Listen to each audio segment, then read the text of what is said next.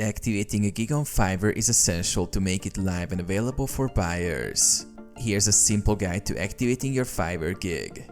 Create a gig. Log into your Fiverr account. Make sure you're logged into your Fiverr seller account.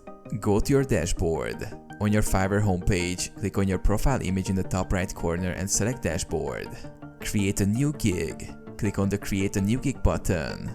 You'll be prompted to enter the gig title, category, pricing, description, requirements, and more.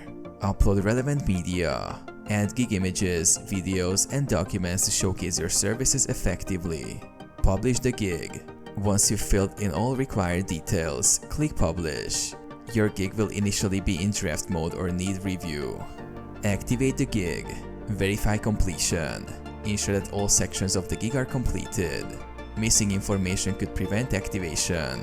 Review requirements. If Fiverr requests any verification, complete it promptly. Click Activate. If the gig isn't live yet, navigate to gigs in your dashboard, locate the gig you want to activate, and click Activate.